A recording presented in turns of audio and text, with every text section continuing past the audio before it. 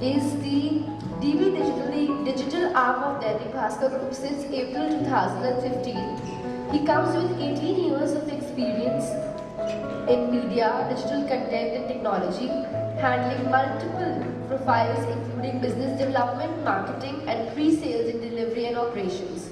Under his able guidance, DainikBhaskar.com witnessed a lot of growth and success by emerging as the second largest news destination in the country and the world's largest Hindi news site as per ComScore. So, inviting on stage Mr. Gyan Gupta, the CEO of Dainik Bhaskar Digital. Everyone please give him a big hand. Can we have on stage Mr. Gyan Gupta? I'm sure he's going to give us a lot of Gyan today. Hopefully not. Alright, so really looking forward to the Gyan. Alright, so we have our panelists here. The first on the list, Mr. Amit Sharma. Mr. Amit Sharma, who is the SVP and Head Digital Marketing and E-Commerce, Max Life Insurance. Digital marketing and business leader with deep consumer understanding and strategic perspective, built about 17 years of digital marketing, e-commerce, digital product management, brand, media and research experience across diverse categories spanning financial services, media, IT, beverages and automobiles. Presenting and welcoming on stage Mr. Amit Sharma, the SVP and Head Digital Marketing and E-commerce at Max Life Insurance. Please give him a big hand, everyone. Alright, so next on the panelist we have Mr. Avinash Tharani, the Vice President for Sales Sociomantic. And as a Vice President for Sales at Sociomantic, Mr. Avinash is responsible for working with brands and advertisers to fulfill their online marketing needs across the country. Also, he has worked across platforms on display, mobile, content and service clients across various verticals. So can we have on stage with us Mr. Avinash? Everyone please give him a big hand. He has also worked with organizations like Times of India, India Today and spent much more than 5 years with India Today Digital and soared them to new heights. So that's Mr. Avinash. The next on the list is Mr. Kumar, the head for B2B marketing with Times Internet. He's creating advertiser mindspace for certain Times Internet limited products via extensive use of digital marketing. Let's have on stage Mr. Kumar, the head of B2B marketing Times Internet. Please give him a big hand. Then on the list we have Mr. Rahul Ramchandani. He is the digital evangelist with Google. He helps marketers break down the silos in digital marketing and achieve a unified view of their customer across marketing channels and devices. He has been featured on CNN, Money and Fortune magazine for one of the 6 ideas for changing the world. So, let's welcome on stage with us Mr. Rahul Ramchandani from Google. I remember we met at the DoD Awards, right? So, then we have next on our panelist Mr. Ramakrishnan Laxman, the head of digital business ABP News Network, digital management professional with 17 years of experience, head of digital business at ABP News Network, the largest TV news network in India that runs ABP News, ABP Majha, ABP Ananda, formerly Star News, Star Majha and Star Ananda. Everyone please give a big hand Mr. Ramakrishnan Laxman. And we also have on our panelist Mr. Neeraj Bansal, the country head for India Adparlor. Mr. Neeraj is the country head for India Adparlor and responsible for the GTM, that is go-to-market strategy in the country. The seasoned sales leader will oversee operations, business development and client retention of the social and video advertising platform.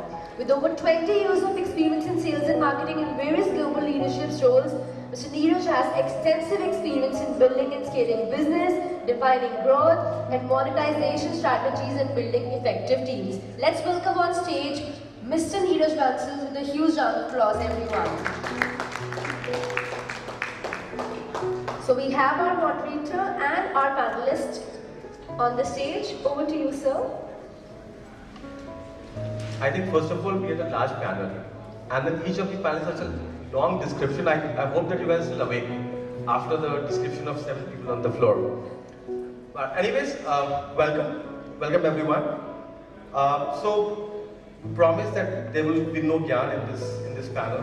We will speak the truth, and we will try to really discuss some of the issues that we're facing on a daily basis. We have a great panel. So we have a client, Amit. We have platforms, we have Google here, we have Sociomantic here, we have Neeraj there, and we have publishers. We have Times of India and ABP also, and I'm also part of the publisher system.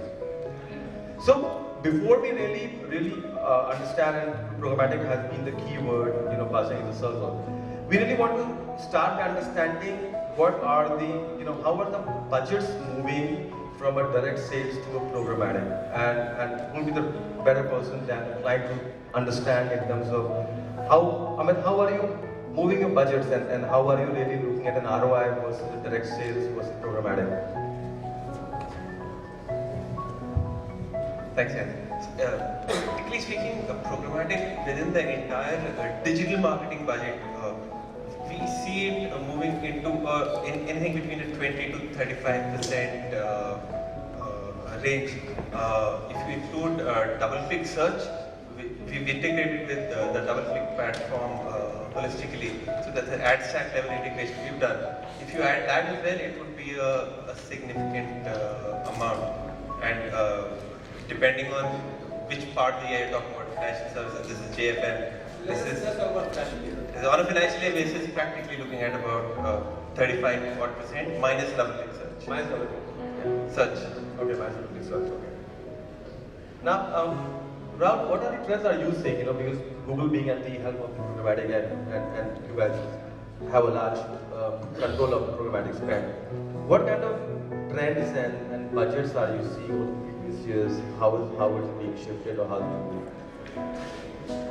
So programmatic is undoubtedly new in India, and if you go back to 2014 and just Google PNG, programmatic spends 70%, you will see a PR released by PNG saying that they will spend 70% of their monies globally programmatically. Now, we must appreciate that PNG is the world's largest brand spender, so it is their business to know how to spend in the most effective manner. The same year, 2014, American Express, another large performance player, went a step ahead. They said that, oh, we're not going to spend 70%, we're going to spend 100% programmatically. Now, when I joined DoubleClick almost 2 years ago, when I looked at those stats, I thought, I think it's going to be another 4-5 years before it comes to India. But guess what? In 2016, some of our largest advertisers, and I'm actually talking about largest advertisers in digital in India, are not spending 100% on programmatic. So it's becoming a way to buy media. It's not an ad hoc campaign level decision that's been taken. It's a new way of something far more strategic, and it's becoming really big. And we see publishers also moving on. So, for example, ISPC, which is India's most visited website, now backs number of transactions every day. They're 100% now on programmatic. Truecaller is now moving completely towards programmatic. They are not offering the inventory through non-programmatic. So we see this marriage that's happening. Both the buyers, the largest of the buyers, the largest of the sellers are really preferring. It's not 50-40%. It's actually 100%. So how many of this? So Amit mentioned he probably move about 35% programmatic, and you think their clients moving 100%. So what percentage of the clients are spending around 30%, and what percentage of the clients are you seeing are spending and moving their budgets, going the other extreme? So that's a very interesting question. And see, one of the big challenges in programmatic is the skill set. There is a scarcity of skill set there, and there are not too many advertisers who understand the true value of programmatic. It's not about last click. It's about having a more mature and more evolved attribution model. It's about measuring whatever you're doing in branding having an effect on performance in the long term. It's about marrying online and offline space as well. Both online to pattern offline and offline to pattern online. So there are not too many marketers who are as mature. So what Google is doing is, obviously we can't work with everyone, so we work with only the largest players. And DoubleClick is, and then when the big guys are doing it, the small guys will always follow. It's a very natural, so I've been on the client side. I was at Airtel, and the easiest thing to run inside Airtel was, Vodafone is doing this, so you should also do it, right? Or Reliance is doing it, you should also do it. So work with the big guys, get them on the platform, do some stellar matchable work on digital, and you'll find that everyone kind of follows. So that's about the critical. What percentage? Okay, so it's safe to assume that the largest spenders in almost every industry category is on programmatic. So, Neeraj, extend the same stuff in terms of how do you have done various roles, you've worked with a lot of companies. How do you think is the ROI being justified? Moving from a direct to a programmatic. I'm sure there's a reason why the clients are moving. So, what is your thought in terms of how is ROI being justified moving to programmatic? So I think in last 12 to 18 months, I think there is an increased focus on ROI, and with the kind of startups and e-commerce driving that unit economics focus and not so much focus on scaling, but getting the right economics behind that scale has been the key. And what we are seeing right now is everybody was earlier focusing on the top of the funnel metrics. Now actually the most important thing is the bottom of the funnel metrics.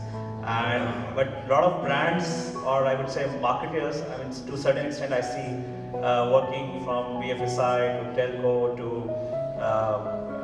e-commerce companies or travel, depending on the people that are actually operating there and with their ease of understanding of those metrics, or their IT teams backing up with infrastructure that will help them optimize their campaign. Because it's not always about optimizing the campaigns. Sometimes your basic elements, your website, your landing page, your creative team, all those things are not ready and they struggle. And that's why they try to just focus on the top level metrics, go back to the leadership team, present that. But I feel in 6 months from now, most of the brands are going through that transformation change in the company, and they are going to work on the ROI. And now ROI is also compared between not only the digital channels, what is the ROI between Google, Facebook is one, but your call center, your bit versus your Facebook, where you are doing a lead gen campaign, that's also a ROI that is. So is it really profitable to go programmatic versus direct? That's what I want to understand. While I was there, but if I'm a client, so maybe I should ask Amit that question. But is it really profitable to go from a direct to a to programmatic? I'll answer that question after I respond to what he said. See, agree that there's a certain part of the client base that we're looking at bottom of the funnel metric as a new realization, but the max life journey has been a little reverse. We've solved the attribution model, we've solved the analytics package, we've solved the website issue, and we've deployed programmatic. And our bet on programmatic, even right now as we speak, the campaigns being getting deployed, it's not at the bottom of the funnel, it's a prospecting campaign that we are putting our bets on. So having solved the entire value chain, we're going back with programmatic to prospecting. That's the core. Because in-market folks for categories like life insurance, not too many of you wake up in the morning wanting to buy a life insurance policy. I wish I was that iPhone for a moment. They have their own set of problems. But it's a prospecting initiative for us. It is clearly a top of the funnel bet, optimized for bottom of the funnel. But clearly doing top of funnel prospecting, finding those audiences that will convert better at the end of it is our bet, at least the max life bet. I don't know how some of the others are looking at it. But that's fun. To your question, early signals, after having solved all of this, our campaigns went live pretty recently. We just entered double-digit weeks in terms of how long it's been on. Yet all early signals are right. We seem to be far more effective here, even if you compare within the Google stack with GDN, or when you look at some of the other campaigns, having solved the assist ratios, the assist values, the path to purchase, that's really the science of it all. So yes, I think all signals so far immensely confident. Early signals positive, immensely confident. We talk on 1st April, we'll be far more. But Avinash, I want to ask you in terms of largely programmatic has been understood as a performance buy, and if this has to improve, it has to really start impacting the brand buys or the brand budget, because that's where the maximum money is. So do you think programmatic has started eroding the brand budget from a direct to programmatic? And do you think programmatic can actually solve the brand buys? If I answer it in one word, it would be yes. We see a lot of brand buys also happening through programmatic. As Rahul mentioned that, levers of the world, BDPs of the world have started taking maximum of their inventory on programmatic. So that holds true. One of the key things that a brand looks at is the brand safety. Keeping that in mind, there are algos and there are tools that have been built inside programmatic platforms that take care of that. So, Harsh, coming to you in terms of, when you look from a publisher aspect, are you seeing a similar trend? Is your revenue moving, from a direct to a programmatic? Is that a trend that you're also seeing largely? And you think a lot of the brand buyers will actually move to programmatic? See, obviously we are seeing that a lot of our monies are going into programmatic right now. Earlier they used to be direct buys. It is also a function of how you are positioned into the market, what offerings you have. We have our own platform, which is Columbia, essentially a programmatic backend. So a lot of money is coming onto that via self-serve, and it forms a larger chunk of our revenues right now. So it's quite safe to say that money is coming onto that. Coming onto the brand part, brand buys. See, even now, a lot of the CEOs or CMOs would ask for an ROI. See, ROI is not necessarily a bottom of the funnel metric, it can be a top of the funnel metric also. Now, if you can get an impression at a cost which gives you a bigger bang for your buck, why not? So if you approach it with that logic, even brand buys should come on to programmatic, and that is the way to go. Laxman, what about you? I mean, how much of your revenue would you think would be on programmatic versus direct? And do you think you're seeing the reverse trend from the publisher side? See, from a publisher perspective, there are two things to programmatic. One, it helps me optimize the campaign. So let's say I have a campaign from an advertiser, it will probably help me optimize it better. Obviously, we are seeing a lot of programmatic campaigns which are coming in, which are mainly through e-commerce. But you had a valid point about how brands will move to programmatic. For example, if someone is interested in buying an automobile, it's easy for an automobile company to do a programmatic targeting. But what would a toothpaste brand like Colgate do? Am I going to buy a toothpaste tomorrow? So hence I target all the audiences who want to buy toothpaste next week. So I think overall, when brands also start moving their brand budgets online, I think it will slowly start towards more direct buys. But right now it's heavily ROI oriented, and most of the e-commerce companies are the ones who are doing programmatic. Yeah, but Rahul says that PNG is moving up. PNG is not an e-commerce, right? It's a PNG would be like that. So I'll tell you. There are two key strengths of programmatic that no other channel offers. One is audiences, and the other is measurement. So when you're doing branding, there's no market in the world who would not want their brand campaigns to be personalized, to be more one-on-one. And that's something that you can't. So when you develop your own audiences or build your own audiences, you create audiences with your partner. Over a period of time, you get that insight about how do I more personalize my communication. That's number one. Number two, measurement. When you are able to measure the end-to-end journey of the consumer, which may begin on a 4-inch device, go via a 13-inch laptop, and culminate in a walk-in to a showroom or a purchase offline. And when you can kind of map that journey, which can only be done programmatically, that's when you begin to also look at, okay, can I get an ROI on my branding? Okay. The other thing is TV attribution. We're not talking about it, but we can now look at, we can actually attribute which ad slot, what creative, on what channel in TV had an uplift on your online or offline sales. So that's where we are heading towards. Obviously, when you're going to be able to measure the entire journey end to end, you are going to start, the lines between a performance campaign and a branding campaign are going to blur. And people are going to ask about the effectiveness of your brand campaign. So if that is so critical, then what are the factors, Amit, you look for in doing a brand buy? Is it the brand? Is it the volume that the brand can give volume? The CTR, visibility of the ad position? So how do you really go programmatic and decide what factors are you looking for when you're doing a programmatic buy? See, one divergence from that. We blurred the line between a brand campaign and a performance campaign. It's just, as I said in the beginning, it's prospecting. You can't pitch a product proposition right in the beginning when you have a prospecting sort of objective. So a brand and insight-led communication is at the core of it.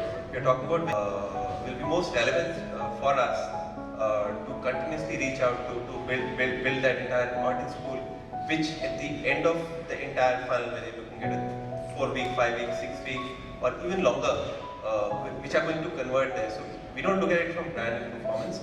But eventually, we do understand that your CPLs are going to be a little higher, especially if you're doing last click attribution.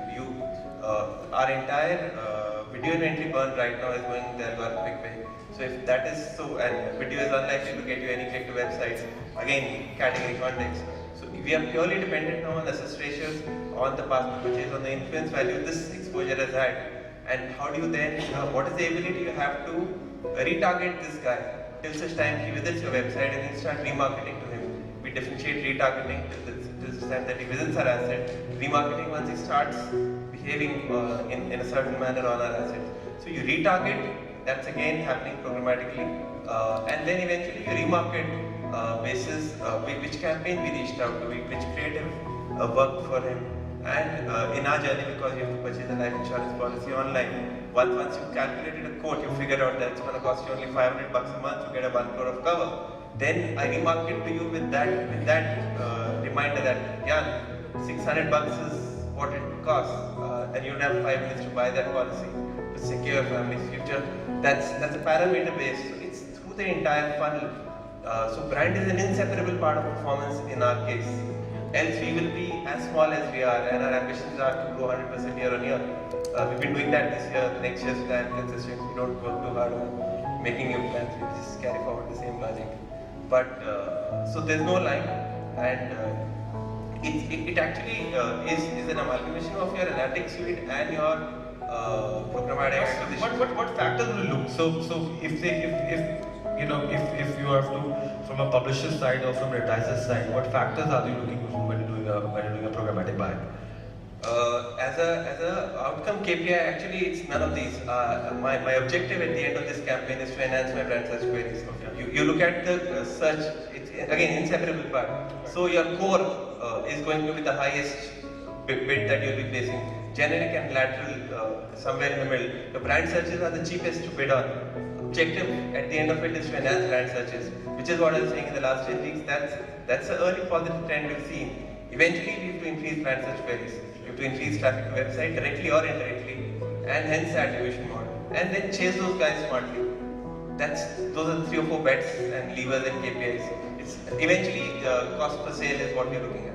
So Rahul, again going back to you, in terms of what are the factors you think, because this is really programmatic buy is still there, the black box, or people don't understand that. But what are the factors you think one should be careful of, or advertisers look for when doing doing programmatic buys? I think it's important to have the objectives clear and have a slightly more longer term view to your programmatic initiatives. Not look at it from a short term perspective, and the reason is the bedrock of programmatic is audiences and measurement, like I mentioned previously, and audiences take time to accumulate. Let's be very clear about one thing, that there's nobody in the world who can know your audience better than your client, as the client himself would. Whether it's Google or it's Facebook, the client or the marketer knows its audience the best. Right? Your own first party data, which will take time to accumulate, for number one. And The other thing is about getting the entire measurement piece in place. So you have to then be all-encompassing. Try and measure every touch point that you can, and try and attribute a value to every touch point. So marketers should endeavor to kind of look at programmatic a little more strategically and more holistically. If they do it in a more tactical manner, which is that, okay, for this campaign, let me just get these banners or this video programmatically, it really doesn't serve any purpose because it's just like a tactical ad hoc media buy. It has to be more holistic, it has to be more strategic.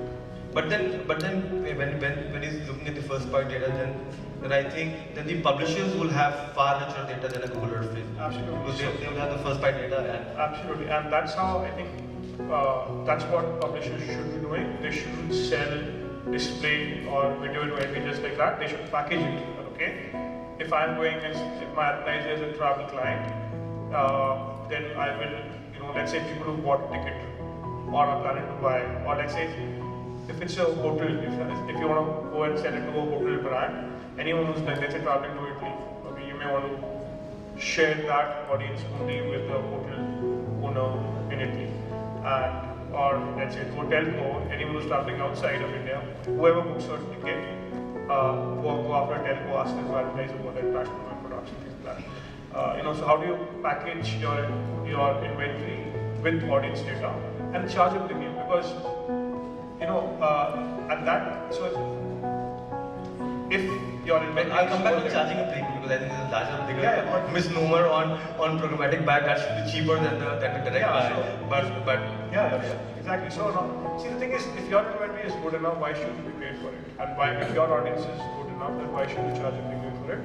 And this is why I said that only mature, slightly more evolved clients which are looking at the full picture realize that they don't mind paying twice the price, the amount of money on a particular publisher. So see, you can. Last time those kind of plans existed in Alice in Wonderland. And No, they are quite. So I couldn't find it. I couldn't find one of them. No, see, you can get inventory at 1 rupee CPM, right? I know. And you can get for 300 rupee CPM. Now, what differentiates? There is something that anyway goes into the selling part of it. A lot of it is, if you have too many middlemen, of course your amount gets charged up, right? So how do you kind of streamline improve the operations, bring in more efficiencies? That's what programmatic is all about. It's all about automation. It's all about data. But Neeraj, do you think that programmatic buys people are able to charge a premium on programmatic buy, or the larger misnomer is this is programmatic, it has to be cheaper? I think it's mixed. I would say that there is no clear yes or no. What have you seen? What have you seen? What's the? I just want this statement to get a little more real. What Rahul said. Like again, it comes down to the ROI that you are generating. I'll come back to the same word. If I am giving back to the brand more value than what he was probably getting, and if programmatic, let's say if he's going traditional and compared to that, programmatic is coming, and by bringing programmatic, I'm giving a far higher return for even the premium thing, he will be happy to pay. It's at the end, it just comes down to mathematics. Like if he's getting higher value, he will pay. Are you guys able to see a higher premium Harsh and Laxman? Harsh first. Are you seeing a higher premium on the programmatic versus the direct buy? Yes, it has to be there. So It has to be there, the holistic statement. no, we have seen that as well. Okay. See, we have a massive amount of data. Like we reach out to about 200 to 50 million users on any given month, unique users. The interest graph that we have in terms of the kind of content that consumed, that's humongous. And if we bundle that with audience, and like Rahul said, if we provide that to your client, obviously that data, that information is of very high value. It gives you incremental value per impression. So that is the benefit that we provide, and obviously there's a cost associated to it. So we do get a premium around that. Yeah, I know, because I know that we've been doing audience for like 3-4 years now, and we went back to the price and said, we have an audience, we have viewability data and stuff like that. This is a premium. He said, why? Anyway, so Laxman, are you able to really use a premium on premium on? Well, not. But really, I think there are two parts to programmatic. One is the actual audience which one targets. Second is what Rahul mentioned is how do I engage that audience and find the relevance. So for example, how do I tweak my creative to reach out to the right audience? I think that is where from an advertiser perspective, you'll be able to personalize your content and reach out better. As far as deals go, I don't see that happening. Advertisers will obviously negotiate. Now, we're going to the next question, Avinash, in terms of, there are multiple platforms out there. There are general DSPs and there are specialized platforms where you can do a programmatic. So how do you advise people to go around that? How should they go with this general versus specialized? See, first thing, a brand will have to define its objectives of that campaign. My objective is cut my CPC cost by 50%. That's objective. So that of course there, but and then there are DSPs that like Sociomantic's key strengths is retargeting platform. So we are specialists in retargeting as a platform, and then there are other DSPs that are more generic. So depending on our campaign to campaign, there can be a switch that can happen and the campaign can differ. So while we would do prospecting and we will do retargeting at the same point of time to get, let's say, Amit, the best value of the user that we convert for him. But at the same point of time, he could also be doing a generic DSP, using a generic DSP to, if he's looking at some other benchmarks for that particular objective. One thing with retargeting which I found, at least personally, find very irritating, if I once searched for a router, why would that router ad haunt me for next 30 days? I mean, maybe how do you know that I've already bought the router or haven't bought the router? So, where do we draw the line with retargeting in terms of, sometimes it really gets, Okay, so for example, if I'm working with a particular client, let's say it's ShopLoose, and you're looking at routers on ShopLoose. So I know for the fact that you're there, you spend some time, so you're a very valuable user, you might convert. And so on ShopLoose, if you've not basketed, then yes, I will chase you for some period of time, depending on the algo, depending on what is the value. But if you're an existing user of ShopLoose, and I have the MHAsh data, then I'll be able to track that you already bought the router. So then you will be stopped chasing. Now, one of the larger notions is that, when you're going programmatic, it kills the creativity of the campaign, and so how critical is creativity in delivering the ROI? We always have been talking about ROIs. So Amit, any view on that in terms of? See, the tool is only a necessary condition. The sufficient condition is the creative. So you need eminently much high levels of creativity, creative formats, customizations, etc. Working out. Else, it ain't gonna get you anywhere. It's as simple as that. So we actually put a value to it. Google did a research last year, and it's available on our website. Think with Google. The role of a creative in the success of a campaign is 70%. But why don't? And again, just because Amit is there, I will not use the general word of the clients. But why don't most of them don't get it? Because I think and I'll just give you a simple example. Most of the times, and sometimes I go out and sit with the clients to understand. Like Bhaskar is a language site, and we tell them that your creative should be in Hindi. They're really not sure whether they should run a creative in Hindi or the creativity of the entire campaign, and we're telling them that this will not be there. So if 70% is a number given to that, do you really think that, and Neeraj, do you think that really, do you see that kind of a weightage given to creativity in the real world? Practically most of the times what I'm seeing the problem is the internal organizational inefficiency. That is the main reason why the focus on creative doesn't come. If the branding team or the creative team is a separate team, how do you make sure that they will adhere to the SLAs by which the frequency which the programmatic team needs to change the campaign creative, or the agency, whether they will do it. They need it in whether 2 days of a notice, while the agency and the creative team says will take 5 days notice or 10 days, or they have other priorities that they need to be run. And then within creative, how much focus goes, it's mostly seen, it's a key element for branding campaigns, isn't seen that key for the digital campaigns, for a lot of organizations. And that's where they really miss out and they pay premium to compensate for that by getting a lesser returns on their investment. No, So I absolutely agree I with would just Rahul. like to add to what Neeraj is saying. So when we speak about creators, if I would speak about some years back, yes, there would be 10 sets of creators made, 10 variations made, and that is it. We would just go ahead and bombard a user, whether he needs the insurance, whether he doesn't need anything. We're just giving him static creators. But for any medium to really work, it is very important that there is a two-way dialogue that is happening between the user and the creator also. And that is where I think, while that's clearly a myth that programmatic is killing creativity, in fact I feel it's the data science and the creativity that is coming together.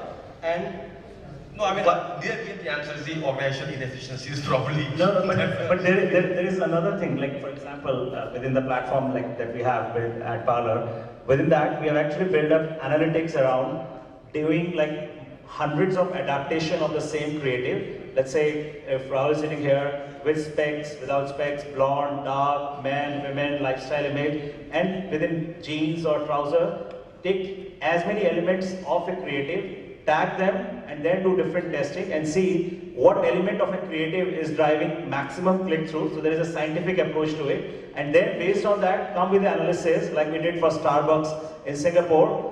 There is a middle-aged woman with a dark background, with a Starbucks cup in hand and no lifestyle image, gets the maximum clicks. So now, futuristically, when Starbucks has to look for their next campaign, whether it is through Instagram or YouTube or Facebook, they will actually try to give this creative direction, and the chances are of the 10 variants of the creative they will give, the most of them will get very high click-through, and over a period they will actually have the creative team understand what works for this brand and the message. I do understand, because I know that we had to actually create a DB lab. So we have an actually creative cell within the sales team where we are making the creatives for the clients, because sometimes the clients are saying no, we don't have resources or we don't have language resources. So so we actually do that. But Amit, do you think that really organizational inefficiencies exist even now? When it comes to digital creatives and people are the root cause of everything. So you can't deny that, whether it's tech or whatever. See, I can resonate with what Neeraj said. It requires a structural solve, and we were fortunate enough to have taken that call many quarters back. So we had constituted at Max Life. We retired the role of a chief marketing officer. We have a chief digital officer. Brand and marketing remaining equally, if not more compelling and important now than ever. But it's a structural solve. We created a digital center of excellence in which we have not just the walls are not just between performance teams and brand teams and You're the bestseller on this, you can go ahead and buy this, you're getting a 10% off or whatever. So it's like a bespoke banner that is shown to him on the fly. So that makes it more interactive. But still, one of the critical parts of the creative is also the communication. You have to get the communication right, because I know from our experience, we have a lot of case studies where we had shown 4 to 5 times improvement to the extent of 10 times improvement, just changing the language. Moving to a Hindi or changing the language. So creatives, I know personally, creatives have a great role. Of course. So for example, if the client's objective is, let's say, to connect with all the regional and to be associated on the regional publishers, Sociomantic can serve creators in, I think, 14 different languages. So it's again on bespoke and on the fly. Okay. Laxman, any observations you might have? One question I had with the advertiser is it only about the audience, or does it also matter to you where you ad runs? Of course, where my ad? The brand safety. When the brand. For example, if P&G is saying 100% programmatic, do they also care about where exactly it runs? Of course. On official forum, on official forum, no one will deny that question. There's no two about it. Yeah. You are responsible for where you showcase your brand. It's much easier on television, radio. It's far simpler. There are only some 700 TV channels in India. YouTube and some of the others itself is a million TV channels, whichever way you want to look at it. Although you like to say it's one, I say it's a million. But that's okay. Brand safety is important, it's critical. Yes, we are cognizant of that. it was all, brand safety was always available in YouTube even without programmatic, even 3 years ago. It was available as a different buying format and a different targeting format, but yeah, it had always been there and cycles. Now when you're talking about deployment of programmatic at scale, not in a single publisher stack but across publishers which come up the entire chain, service through DSPs, the end of it, yes, it remains relevant, because not that I want to, not that any publisher would want to do it deliberately, because most of it is algorithmic. Unless you have an algorithmic check to it, how will you will control it? And it's that one ad shown somewhere that goes on Twitter and it just goes around, and then all the legal compliance and all the other issues. Even more important in the industry as regulated as financial services, and within financial services, life insurance. So there's responsibility for the brand as well as compliance and regulatory angles. Yes, it's important. So I think, from them I've moved to a completely different point, which in terms of how are the organizations, being restructured or trying to take on this new thing as programmatic. So let me ask Harsh from you first. In terms of, do you think that the sales team need to be restructured for programmatic? Do you think it needs a different mindset, for publishers to be? See, it's a matter of constant evolution. So I'll just give you an example of what we did at TIL, and it is just a function of people, process, and product. So earlier, in most of the large agencies, you had a programmatic center of excellence, and most of the requests were routed through that. So while we had the entire sales force, we also had programmatic specialists who would be directly dealing with this, with those programmatic specialists at the agency end. Now that got dissolved with the advent of time, and now every media planner has its own mandate of programmatic. Now what we are doing is we are enabling all our sales force in terms of skills development and everything to have that conversation not just with the media planners but also with the CDOs and CMOs wherever they get that opportunity. So that is from evolution of the people thing. From an operations perspective, yes, we have made it more seamless and lean at our end so that all these requests can go through as fast as possible. And from a product, like I told you earlier, we have Columbia, which is a platform essentially on programmatic and which is driving a large chunk of revenues for us. So Columbia is one part. I'm just still talking about the larger revenue that probably look at Times of India, which still drives a large part of the revenue. So for the revenue of the sales of the Times of India, do you think there are publishers large would need to restructure the sales team? Because right now currently they have a direct sales team and their programmatic sales team who sell to the programmatic ends. So do you think that structure would evolve, would change, or is changing? See, it's changing. End of the day, every single salesperson should be able to have that programmatic conversation. That is the final idea.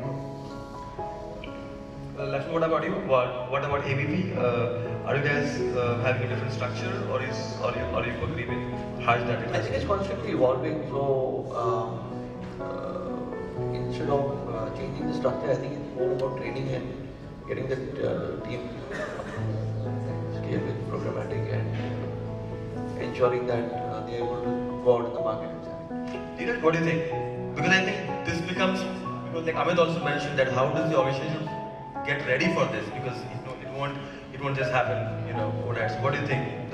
I would actually again come back. The fundamental of any sales is what is my customer changing, right? So customer who is acquired through digital channel definitely is very different than it's acquired through a traditional channel. So now the sales force needs to adapt to this digitally evolved customer. How should I sell it to him?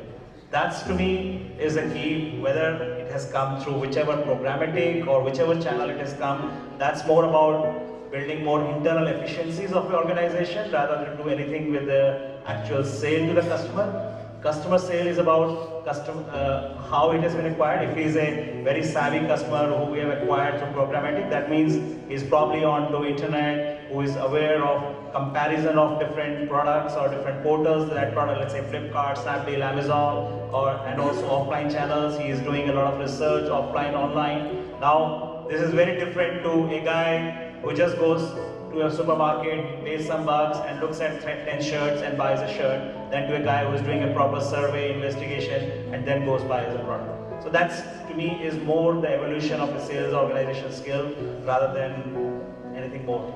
But Rahul, I think I'll still ask the same thing. What do you think, what are your opinion in terms of how would the sales structure change at a publisher end or also at an advertising end? So in the US, which is the most mature market for programmatic, more than 50% of display video reservation deals are done programmatically, which basically means that negotiations happen from within the console. So you don't even meet the sales guy. What happens is you'll review a deal that comes in your inbox on the UI, and you say, okay, I don't want $1, can you make it 0.5 or whatever? You send it back, that guy accepts it, and it goes in the system, it goes live. There are so many efficiencies in terms of, let's say, reconciliation between what the publisher is saying, what the advertiser is saying, in terms of, let's say, payments to the publisher, in terms of pure workflow improvements, right? So, which is why that market has moved on. We are seeing it happen in India, like I mentioned earlier. IRCTC is only programmatic. You can't buy non-programmatically. Truecaller, they have a new leadership now. They have a new CEO, MD for India. He wants to sell only programmatically, all the way. Okay, so it is complex for larger publishers who have large sales team. They will finally evolve towards a programmatic model just because it's far more efficient. I think a lot has changed in last year. I think this year is going to be a tipping point where we see a lot of them. So like, Neeraj also said that the sales guy will also have to learn how to sell programmatic. So you've got to learn all the things. But I think a lot of the times, the sales teams are organized as how the client structure is organized. So do you think a lot of those structural changes will happen at the client end, is happening at the client end, in terms of how would you do the media buying and? So, two parts to that again. In terms of the publisher teams or platform teams that come and meet clients, at Backside we take great pride in meeting publishers, platforms, and while structuring everything still to our agency. See, it's not just a blur that needs to happen between conventional digital sales and programmatic. Conventional digital programmatic and an appreciation of technology required to power the programmatic or even a slightly more evolved analytics that's required to power the data attribution models. That's key, and unless at the sales side that appreciation is there, you won't be able to carry forward conversations with clients, because clients and advertisers are increasingly spending more time on creative and technology and some of those challenges than good old fashioned मेरे को इतना CPL पे इतना वो दे दो, वो नहीं होता. So for one successful sales conversation, publishers need to sort of equip their teams and their front end staff with that appreciation. But that's one side, and equally so is what is the mirror image of this is the client side. We need people who are as conversant with the technology, with the analytics, with the tech timeline dependencies, and it's been a slightly painful journey. It took us 2.5 quarters to get this right. In terms of having put the team in place, discovering all the problems once for ourselves, and that is where we would have appreciated if the entire ecosystem, if you could just turn the time clock 7 months back, if the entire ecosystem had been more sensitive and conversant with all of these things, our journey could have been fast-tracked and finished in 2 or 3 months. It's from the first ever programmatic deployment to now, we've been 13 or 14 months, and it's now that we consider ourselves smart enough to having spent the money we did the first time around. It's been a journey, and teams accordingly have been structured. So I think just closing on the remarks, I think Avinash, just quickly, what are the new trends, features you think are evolving in this space, and how do you think largely the publishers? Actually, before I go to that, just to add Amit's point, I think the publishers need to go through training sort of thing to enhance the sales guys to a better role. And I mean, overall, I think it will be a much in the larger interest of publishers, because they will be able to make much better and fruitful conversations with the clients. This has already happened internationally, and it's time that India will see these changes happening in India very soon. Yeah, so any closing thoughts on the new trends, technologies that this space will see, or India will see largely, and how can the advertiser publisher benefit from it? See, couple of things that I see. One is the creative side of it, where we spoke about bespoke banners. So it's not, when I speak about creative, it's not only on desktop. I'm talking about a banner that can be rendered dynamically on mobile separately on the fly, rendered on the tablet separately on the fly, on the desktop separately on the fly, and even that can go on native. So the same banner being rendered differently with showing different images to a different user, male, female, including demographic, psychographic, first-party data. All of that is surely something that is evolving, and people should. Rahul, any thoughts that new things, features that the space will see this year? Yeah, I think we've seen a lot of innovation last year. This year we'll see far more transformational things happening in programmatic. We're expecting programmatic TV to come to India this year. Outside of India, we've already seen programmatic TV work very well. Programmatic radio, programmatic outdoor was launched in Singapore just a couple of weeks ago, and I'm sure all of this will make its way to India. Programmatic is a long-term journey. It requires marketers to consciously take that call and then do it in a more systematic, planned way. It's not a tactical thing. It's a long-term way to really future-proof your digital. Neeraj, anything beyond what Avinash and Rahul said? So I think programmatic, I think no denial of that, it will increase. But I would say, from my experience, where we not only look at programmatic but also within the different publishers, I see Google had a little bit easy run all this time. I see a lot of spends now going towards Facebook. Coming here, Facebook has really fine-tuned its sales organization and its product and offering, and they're getting good amount of ROI, which is comparable to Google. And Google is kind of becoming like a steroid addiction, so people are asking us to prove that Facebook can work, and I think that will be a healthy competition that will help push Google to get more effective its algorithms, to drive ROI. At the same time, Facebook is going to push as well. So I think it's good for the industry, but we'll see Facebook definitely coming up again. You're forgetting one other key player. I think one of the stuff that I always see that, in India, a lot of the, other than the Google and the Facebook, you would see a lot of the publishers coming in this space. Because I know for a fact, that we also creating the platform just to give that kind of a technology and transparency.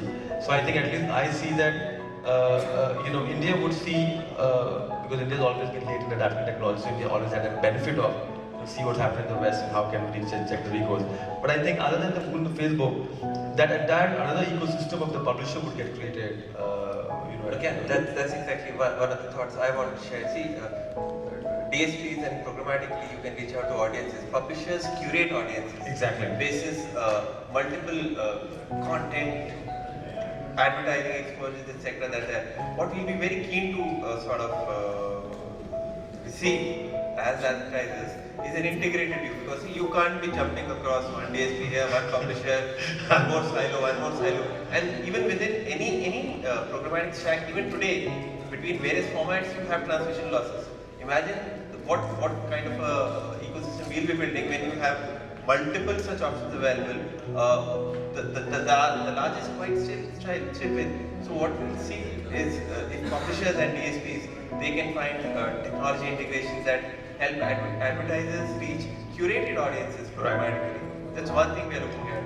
And we're saying native remarketing. That's the next thing. We are pretty keen at doing, because content as a mid-funnel metric is something that we are extremely keen to sort of participate in. Two things that we live in. Native is definitely a discussion for another day. I think that's itself is but that's a good closing thought that we shall definitely converge on native sometime soon. But I think thanks a lot, guys. I think that's a great panel. If there are questions from the audience, we'll be glad to take if there are questions. And if you guys are too sleepy through the stuff and we're going to close it, we can do that as well.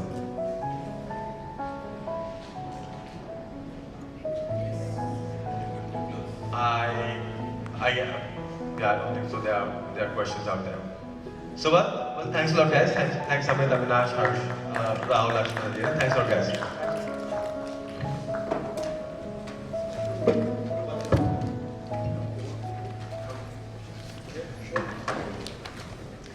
like to thank our moderator and our panelists for joining us here for the panel session 5. That was the last panel for the day. And it was very, very enlightening. So we would like to thank once again the panelists and the moderator, and thank you everyone for joining us here. It was a pleasure to have you here.